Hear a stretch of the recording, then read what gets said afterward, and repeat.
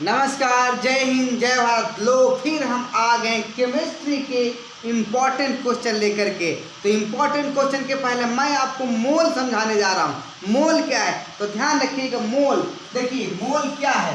मान लीजिए हमने यहाँ क्या किया, एक कोई पदार्थ है, पता नहीं क्या, ये कोई पदार्थ है, ये कोई पदार्थ है।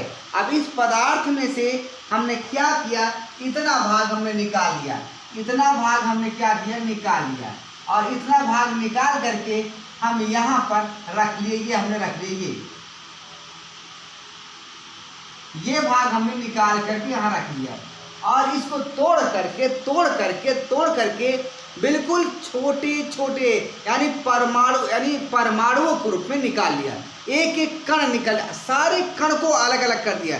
और इन कणों को जब गिना गया, जब इनको इकट्ठा किया गया, यहाँ पर एक कागज में कहीं पर हमने रख लिया। ये सब कण इकट्ठे हो गए, किसी थाली में, किसी प्लेट में इकट्ठा, ये सारे कण हो गए।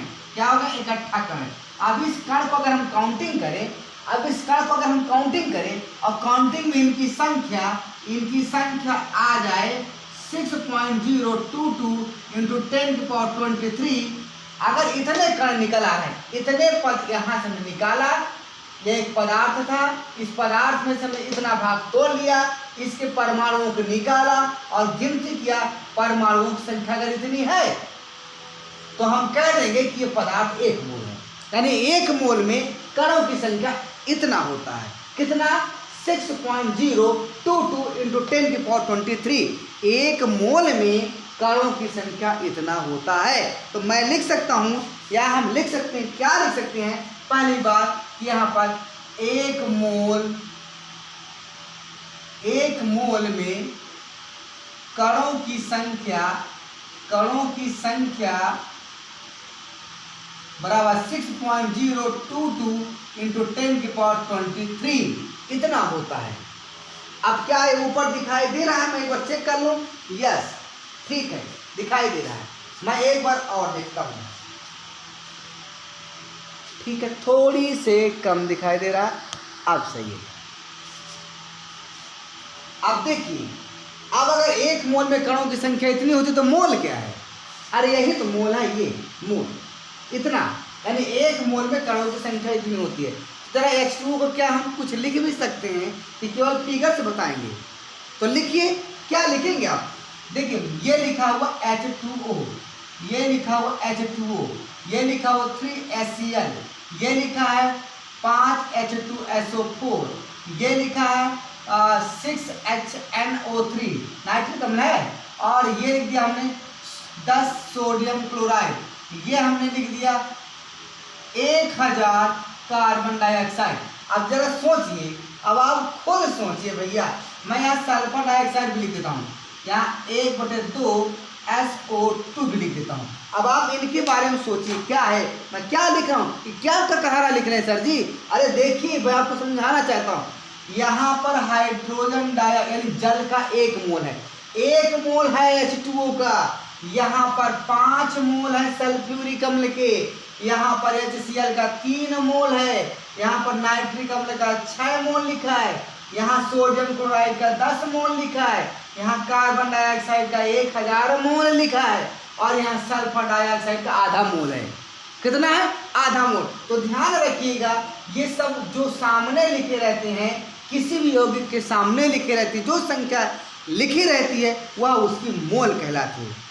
बात समझ में आ गई कि नहीं आई, आ गई, ठीक है। तो अब यहाँ आपको मोल समझ में आ रहा होगा कि मोल क्या है, 5 मोल, 1 मोल, 3 मोल, 6 मोल, 10 मोल, 1000 मोल, आधा मोल। क्लियर हो गया। चलिए, अब इसके बाद एक और इम्पॉर्टेंट चीज़ मैं आपको बता रहा हूँ, यहाँ पर बहुत ही इम्पॉर्टेंट चीज़ है, ध्यान रखिएगा। जहाँ वीडियो आपको समझ में ना हो, वहाँ वीडियो थोड़ा रुक करके देखिएगा। एक और STP पर 1 मोल पदार्थ का आयतन बराबर 22.4 लीटर होता है। 22.4 लीटर होता है। इस बात को ध्यान रखिएगा। अब इसके साथ ही एक सवाल मैं आपको दे रहा हूँ और उसको समझाना चाह रहा हूँ। सवाल आपका नंबर 1, सवाल आपका नंबर 1 क्या है कि शर्करा है, क्या है, कोई शर्करा है C12 H22 O11, शर्करा के एक अणु का द्रव्यमान कितना है, शर्करा के एक अणु का द्रव्यमान क्या है, ये क्वेश्चन। शर्करा है ना, उसके एक अणु का द्रव्यमान कितना होगा। तो एक बात सुन लीजिए, यहाँ शर्करा को यहाँ जो शर्करा है ना, उसका मोलर द्रव्यमान, जो अणुभार होता है उसको मोलर द्रव्यमान होता है।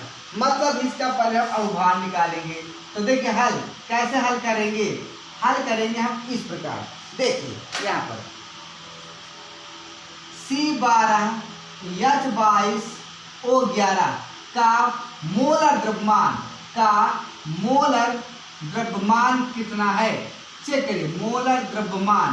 तो मोलर द्रव्यमान इसका है भैया, देखिए C12 12 गुणे 12 प्लस 22 हाइड्रोजन है 22 गुणे 1 प्लस 11 ऑक्सीजन है 11 गुणे 16। अरे 16 क्या होता है, ऑक्सीजन का परमाणु भार। तो 16 11 तो 11 गुणा कर देंगे। 12 होता है कार्बन का परमाणु भार और 12 यहाँ कार्बन है तो 12 गुणे 12। हाइड्रोजन का परमाणु भार 1 होता है, लेकिन क्या हाइड्रोजन है 22, तो 22 गुणे 1। मच्छर बहुत काट रहे हैं, पूरा परेशान कर रहे हैं।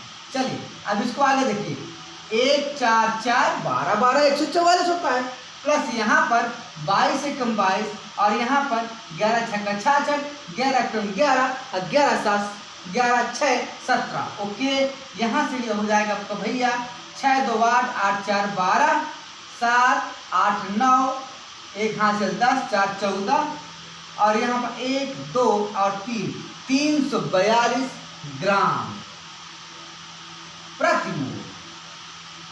यानी एक मोल में का द्रव्यमान, ये क्या मोल से लिखा हुआ है, इसका कुछ लिखा नहीं। एक मोल शर्करा का द्रव्यमान कितना होता है 342 ग्राम।